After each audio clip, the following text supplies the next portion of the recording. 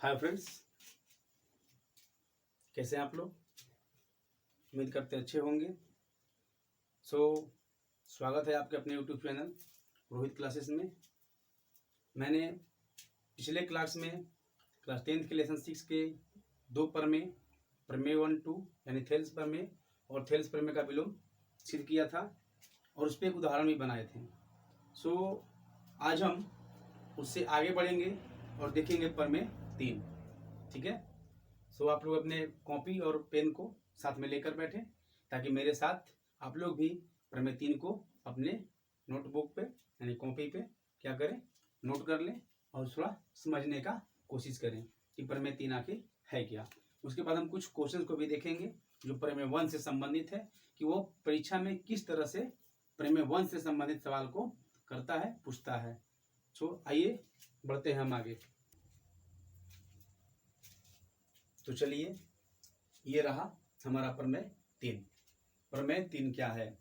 तो प्रमेय 3 ये कहता है कि यदि दो त्रिभुजों की संगत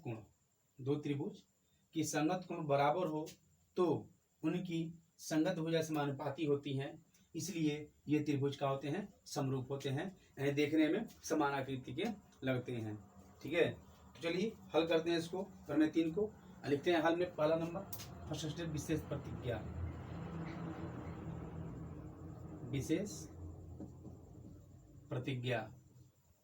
विशेष प्रतिज्ञा में डर दे के लिखेंगे। आप लोग अपना कॉपी कलम रेडी रखेंगे।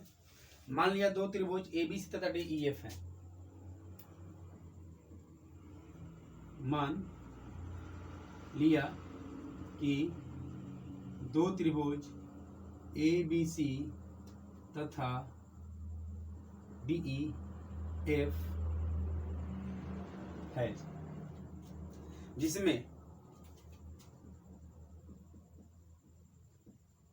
जिसमें कोण A बराबर D, कॉमा कोण B बराबर कोण E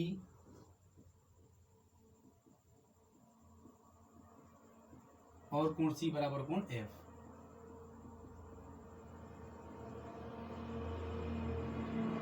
कोण F है। ठीक है। इसके बाद हमको लिखना है, अगला स्टेप सिद्ध करना है।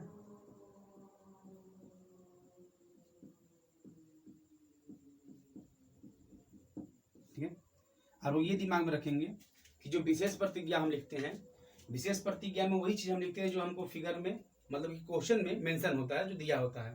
ठीक है। तो क्वेश्चन में ऐसा दे रखा है कि दो त्रिभुजों की जो संगत कोण है आपस में बराबर है, तो इनकी संगत भुजाएं क्या होती है, समानुपाती होती हैं, तो त्रिभुज क्या है, समरूप होते हैं। ठीक है, समझ में आता होगा। वही चीज हम सेम विशेष प्रतिज्ञा में लिखते हैं। सिद्ध करने में लिखेंगे हम कि सिद्ध क्या करना है। तो लिखना सिद्ध करना ये कि संगत भुजा समानुपाती होती है तो वो समरूप होते हैं। तो लिखेंगे संगत भुजा कौन कौन है, AB बटा में DE बराबर BC बटा में EF बराबर AC बटा DF। ठीक है, AC बटा DF है। इसलिए त्रिभुज ABC समरूप त्रिभुज DEF। ठीक है, ये हमें सिद्ध करना है, प्रूफ करना है। चलिए हम रचना कुछ कर लेते हैं। रचना लिखते हैं। रचना मतलब फिगर में सिद्ध करने में खुद से किया गया कार्य जो करते हैं उसे हम रचना बोलते हैं। ठीक है। तो रचना देखते हैं क्या है मेरा। हम फिगर पहले से ही बना रखे हैं आपके लिए। ठीक है, फिगर देखिएगा। फिगर में जो है सब सही लिखे हुए हैं। फिगर के अनुसार जो हम रचना लिखेंगे फिगर में मिलाते रहेंगे। रचना में लिखेंगे त्रिभुज DEF में, त्रिभुज DEF में EF के समांतर एक रेखा PQ खींचा जो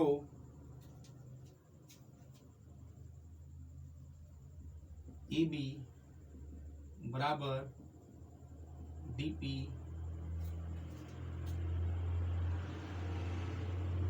और AC बराबर PQ है।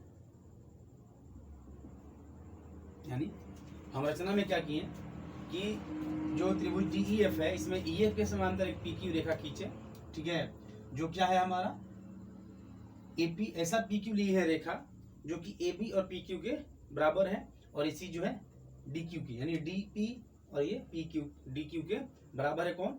AB बराबर है DP के, AC बराबर है PQ के। ऐसा हम रचना किए हैं, ठीक है। तो आगे हम पढ़ेंगे, हमारा अगला स्टेप रहेगा प्रमाण, ठीक है। प्रमाण में सबसे पहले हम लिखेंगे कि त्रिभुज ABC सर्वांगसम त्रिभुज DPQ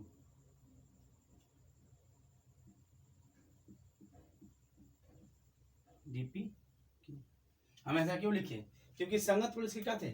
बराबर थे, ठीक है। जब संगत कोण त्रिभुज में दो त्रिभुजों के संगत कोण आपस में बराबर होते हैं तो त्रिभुज क्या होती है? सर्वांगसम होती है, यानी इसका सर्वांग समान होता है। जैसा में कि हम फिगर में पहले से दे रखते त्रिभुज में कि दोनों त्रिभुज के संगत कोण बराबर थे, यानी A बराबर था D के, B बराबर था E के और C बराबर था F के, ठीक है।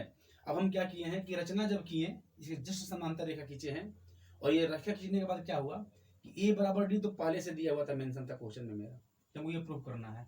और फिर ये समांतर है, यानी AB बराबर है DP के और AC बराबर है DQ के, तो ये दोनों त्रिभुज के जो ये कोण है ABC के, ये दोनों कोण आपस में बराबर हुए, ठीक है। तो ये भी दोनों क्या होंगे? आपस में बराबर होंगे। इसलिए कोण B बराबर कोण P, कोण B बराबर कोण P हो जाएंगे, और कोण C बराबर कोण Q।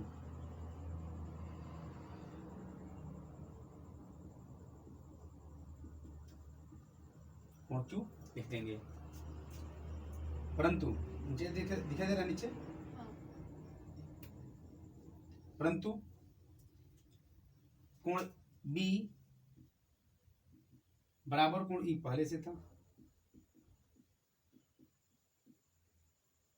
और कोण C बराबर कोण F, ठीक है।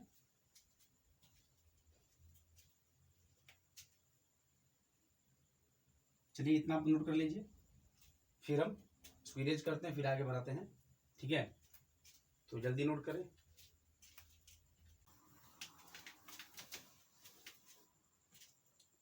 चलिए तो आगे बढ़ते हैं, लिखेंगे इसलिए PQ समांतर EF, सॉरी हम फिगर मिटा दिए हैं, फिगर फिर से बना देते हैं।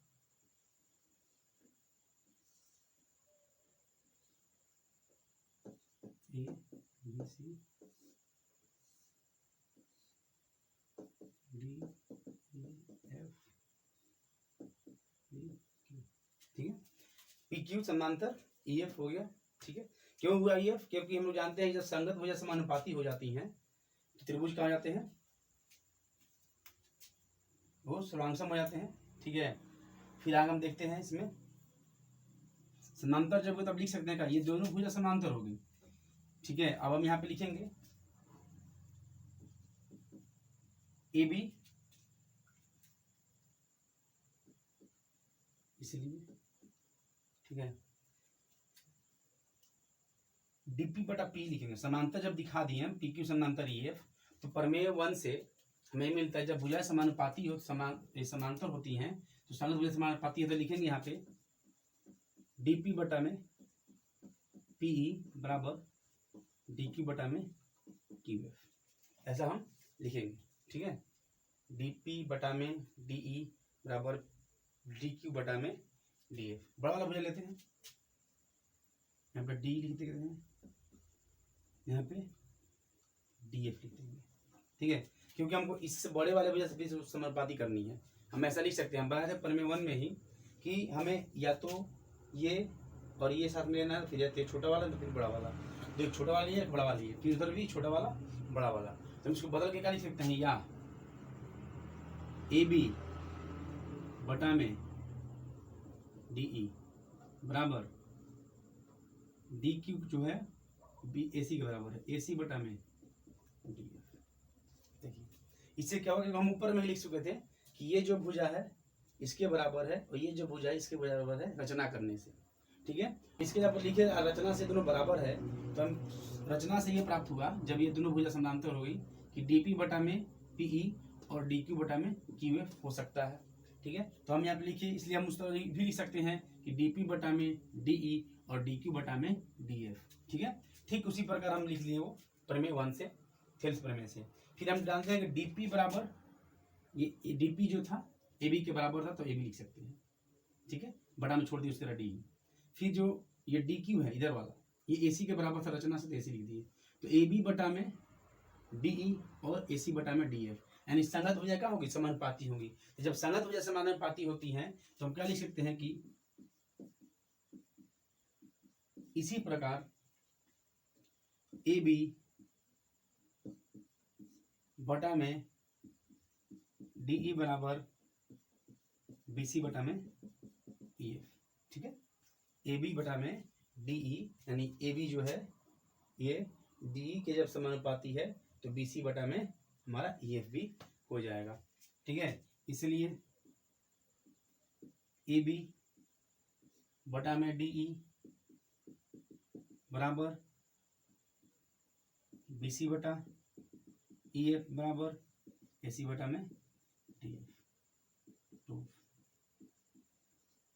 निभी सकते, अतः त्रिभुज ए बी सी समरूप त्रिभुज DE F दोनों सी है। चलिए नोट कर लीजिए, फिर हम आगे बढ़ते हैं और आगे हम प्रमेय 1 से संबंधित क्वेश्चन देखेंगे। ठीक है, कि प्रमेय 1 से कैसे क्वेश्चन पूछता है। चलिए हम बढ़ते हैं आज के अपने पहले प्रश्न की ओर, जो हमारा क्वेश्चन है प्रमेय 1 पर आधारित है। यानी पहला क्वेश्चन है, आकृति में DE समानांतर BC है तो EC का मान क्या होगा। ठीक है, इसमें साफ कह दिया है कि जो DE समानांतर रेखा है, BC समानांतर है, BC के समानांतर है। तो इसको क्वेश्चन को बनाना सबसे आसान है। हम लिखेंगे हल में, क्योंकि सबको याद होगा प्रमेय 1 जो थेल्स प्रमेय था वो ये कहता था कि जब किसी त्रिभुज में किसी एक भुजा के समानांतर कोई रेखा खींच दी जाए तो उसके अन्य दो भुजाओं को वो समानुपात में विभाजित करती हैं। तो सेम वही रूल का इसमें प्रयोग करेंगे और क्वेश्चंस को हल कर लेंगे। लिखेंगे त्रिभुज ABC में, त्रिभुज ABC दिया वो, इसमें साफ कहा है क्वेश्चन में DE समानांतर जो है BC है, DE समानांतर BC। तो यहाँ पे क्या लिख सकते हैं, सिंपल चीज एकदम आसान, कि जब DE समानांतर BC है इसलिए AD बटा DB बराबर AE बटा EC होगा। ठीक है, AE बराबर EC। ठीक है, क्यों, क्योंकि जब किसी त्रिभुज में किसी एक भुजा के समानांतर खींची गई रेखा उसके दो भुजाओं को समान अनुपात में विभाजित करती है, इसलिए हम ऐसा लिख सकते हैं। ऐसा एग्जाम्स में क्वेश्चन पूछते हैं 2 नंबर का या 3 नंबर का या एक नंबर का भी क्वेश्चन पूछा ऑब्जेक्टिव में पूछ सकता है। ठीक है, और जो मान दिया हम लिख देंगे। AD का मान लिखिएगा 1.5 सेंटीमीटर, साफ दिख रहा होगा AB का मान, यहाँ लिखेंगे 1.5 बटा में 3 बराबर AE का मान 1 बटा में EC का मान नहीं पूछा है, EC का मान पूछा है इसलिए वाट लगा हुआ है, यहाँ पर वाट चिन्ह दिए हुए वाट, मतलब EC का मान क्या है। तो कुछ नहीं करना है, इसमें आपको थोड़ा सा इधर लगा दिया साइड में, इसको आपको क्रॉस मल्टीप्लाई कर लेना है। क्रॉस मल्टीप्लाई कीजिएगा तो EC गुना 1.5 बराबर 3 गुना 1। ये जो 5 है यहाँ मल्टीप्लाई में है, यानी गुना में हो जाएगा तो भागा में, तो EC बराबर 3 1 जा 3 बटा में 1.5। इस पॉइंट को लाएंगे तो ऊपर जाएगा 0, फिर 15 दूना का 30, यानी 2 सेंटीमीटर इसका हो जाएगा हमारा आंसर। यानी इसका आंसर आ गया 2 सेंटीमीटर। नेक्स्ट क्वेश्चन दूसरा है, आकृति में DE समानांतर BC हो तो AD का मान याद करें। ठीक है, आकृति में DE समानांतर BC हो तो AD का मान याद करें। ये भी सिंपल क्वेश्चन है, कहीं से भी कुछ 3 चीज कोई दे देगा, चौथा आपको पूछेगा, आप इसको आराम से निकाल लीजिएगा। सेम ये भी हल इसी तरह से होंगे। ठीक है, इसमें वही लिखेंगे कि त्रिभुज ABC लिखा हुआ है, ABC है, ABC में उसे ABC में दिया जाएगा कि DE समानांतर BC है, इसलिए AD बटा DB बराबर EE बटा EC। ठीक है, इसमें मान रखेंगे इसका हम। ठीक है, आगे ना जगह नहीं है नीचे, तो आप समझ लेंगे, इसके आगे लिख लेंगे। इसे क्या लिख सकते हैं, या AD का मान नहीं दिया तो AD छोड़ देंगे, इसके बराबर कर लें। ठीक है, AD बटा में डी बी का मान दिया 7.2 रख लेंगे बराबर ए का मान ये दिखाई दे रहा है नीचे, ए का मान दिया है 1.8 बटा में यहाँ पे 5. ठीक है, अब उसका नहीं यहाँ पे क्रॉस मल्टीप्लाई कर लेंगे, हमारा आंसर आ जाएगा. क्रॉस मल्टीप्लाई जब करिएगा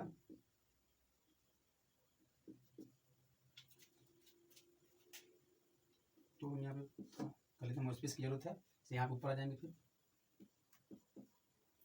क्रॉस मल्टीप्लाई कर लेंगे इसमें, तो A D multiply 5.4 is equal to 1.8 गुना 7.2.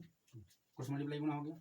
अब यहाँ पे 54 जो है ये 5.4 भेज देंगे तो डिवाइड में चल जाएगा, भागा में नीचे. तो ए डी या ए डी बराबर 1.8 गुना 7.2 बटा में 5.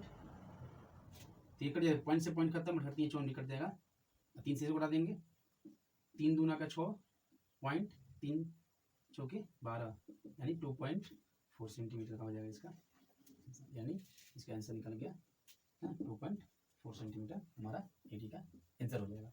सो ये प्रमेय 1 पे था, तो आपको समझ में आया होगा. ठीक है, तो आप इसे नोट कर लें.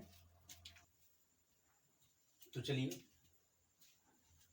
हम देखते हैं हमारा जो क्लास 10th का क्लास 6 लेसन है त्रिभुज 6.2 का दूसरा क्वेश्चन. दूसरा का पहला क्वेश्चन है 6.2 का दूसरा का पहला क्वेश्चन ये कह रहा है, क्वेश्चन आप पढ़ लेंगे, क्वेश्चन हम पढ़ भी देते हैं कि एक त्रिभुज पी क्यू आर की भुजाएं पी क्यू और पी आर पर, एक त्रिभुज पी क्यू आर की भुजाएं, ठीक है, पी क्यू और पी आर पर बिंदु ई और एफ इस प्रकार स्थित है, क्रमशः बिंदु और ई और एफ स्थित है कि प्रत्येक में से बताएं कि प्रत्येक स्थिति में क्या ई एफ समांतर पी क्यू है. तो पहला स्थिति ये दिया रखा है ऐसा. तो हम जानते हैं कि जब त्रिभुज में भुजाएं समानुपाती टाइप इस तरह दिया हो इस रूप में, तो यही इसकी जो ये भुजाएं हैं समानुपाती हो जाती हैं. तो समानुपाती होने की कंडीशन में ये जो ई एफ है क्यू आर के समानांतर होगा. तो हम हल में लिखेंगे पी बराबर 3.9 सेंटीमीटर, ई क्यू बराबर 3 सेंटीमीटर और पी एफ बराबर 3.6 सेंटीमीटर और एफ बराबर 2.4 सेंटीमीटर मैंने फिगर में दे दिया है, लिख दिया है. ठीक है, तो हम लिखेंगे. ठीक है, हमें कुछ दिया नहीं है, बस सिर्फ मेंशन दिया है, भुजा दिया हुआ है कि इतना है. तो अब दिखाना है तो हम प्रमेय 1 को ही प्रयोग करेंगे, क्योंकि प्रमेय 1 ही कहा था कि यदि भुजा समानुपाती हो तो तीसरी भुजा जो मध्य भुजा तीसरी भुजा के समानांतर होती है प्रमेय 2 के अनुसार. ठीक है, तो आते हैं देखते हैं. तो हमें प्राप्त है लिख देंगे क्या मिला होगा, तो लिखेंगे क्या एपी बटा ई क्यू, पीई बटा ए क्यू, पीई बटा में E Q is equal to 3 बटा 9 बटा में 3. देख सकते हैं, इसको उड़ा सकते हैं, ले लीजिए 13 तिया 39, 3 दहिया 30, 13 बटे 10 यानी पीई बटा में ई क्यू जो आ गया 13 बटे 10 आ गया. इसी प्रकार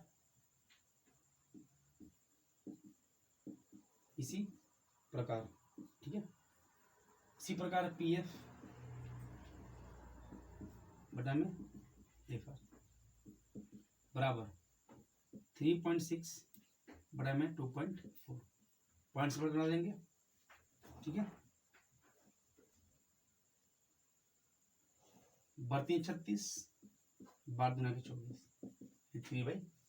यहाँ पे इसका मान कितना आ गया 3/2 आ गया. तो लिखेंगे क्या हम कि चूंकि पीई बटा ई क्यू यानी ये पीई और ई क्यू है इसका मान is not equal to P F बटा एफ आर. ठीक है, ऐसा यहाँ पे नहीं दिया है, इसलिए हम बराबर नहीं हो रहा, समानुपाती नहीं है, इसलिए ई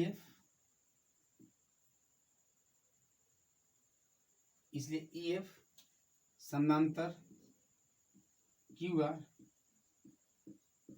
नहीं है आंसर. यानी यहाँ पे जो ई एफ भुजा है वो क्यू आर के समानांतर नहीं है, क्योंकि जो उसके संगत भुजाएं थी समानुपाती नहीं है, इसलिए ये समांतर नहीं होंगी। तो चलिए, उम्मीद करता हूँ समझ में आएगा। बहुत इजी है, कुछ है नहीं। प्रमेय 2 का प्रयोग कर लिए सीधा कि जो भुजा दिया हुआ था उसको समानुपाती कर लिए। तो दोनों जो समानुपाती भुजा की दोनों आपस में बराबर नहीं है, इसलिए लिखेंगे P is not equal to Q R, E Q बटा में is not equal to P F बटा में एफ आर, इसलिए ई एफ समांतर क्यू आर नहीं है। चलिए, तो ये रहा मेरा आज का दूसरा प्रश्न, 6.2 का दूसरा प्रश्न। इसमें भी सेम वही कंडीशन है कि क्या ई एफ समांतर क्यू आर है यदि बी ई बराबर 4 सेंटीमीटर, क्यू ई बराबर 4.5 सेंटीमीटर, पी एफ बराबर 8 सेंटीमीटर और आर एफ बराबर 9 सेंटीमीटर। इसमें भी सेम हम प्रमेय 2 का ही प्रयोग करेंगे। यदि इसकी संगत भुजा समानुपाती हो जाती हैं तो ये जो तीसरी भुजा है उसके मध्य भुजा यानी ई एफ के समांतर होगी। तो चलिए हम हल करते हैं, तो इसको भी हल से उसी तरह करेंगे। हल में हमें प्राप्त है या दिया गया है, ठीक है। तो लिखेंगे पीई बटा में ई क्यू। हम इसे क्यों लिख रहे हैं? क्योंकि हमें भुजाएं समानुपाती दिखानी है। यदि समानुपाती हो गई तो जाहिर सी बात है कि ई एफ जो होगा पी क्यू आर के समांतर हो जाएगा। इसलिए हम लिखे पीई बटा में ई क्यू बराबर 4 बटा में 4.5 सेंटीमीटर, ठीक है। हम पॉइंट उड़ाएंगे, जीरो डाल देंगे, ठीक है। 8 5 40, 5 9 45, यानी 8 बटा में, यानी इसका मान आ गया 8 बटा 9 आ गया। तो पी बटा में क्यू हो गया 8 बटा 9। इसी प्रकार हम लिखेंगे पी एफ बराबर F R is equal to 8 बटा में 9। ये दोनों का हो गया हमारा सेम हो गया। तो लिखेंगे यहाँ पी ई बटा में E Q is equal to P F बटा में एफ आर है, यानी यहाँ पे दोनों का है समानुपाती है। तो जब समानुपाती हम जानते हैं जब भुजाएं समानुपाती हो गई तो उसकी जो मध्य भुजा होती है वो तीसरी भुजा क्या होती है? समानुपाती होती है। इसलिए ई एफ समांतर क्यू आर आंसर। तो ये हमारा 6.2 का दूसरा क्वेश्चन है। तो हम बता दें कि हम फिर मिलेंगे अगले क्वेश्चन के साथ। तो ये जो है इसका दूसरा का भी तीसरा क्वेश्चन बाकी है जो आपके लिए SW और इससे आगे वाले क्वेश्चंस भी प्रमेय 2 और 1 पर भी आधारित है। सो आप लोग पूरा करेंगे। तो मिलते हैं अगले वीडियो में, ठीक है। धन्यवाद, थैंक्स फॉर वॉचिंग।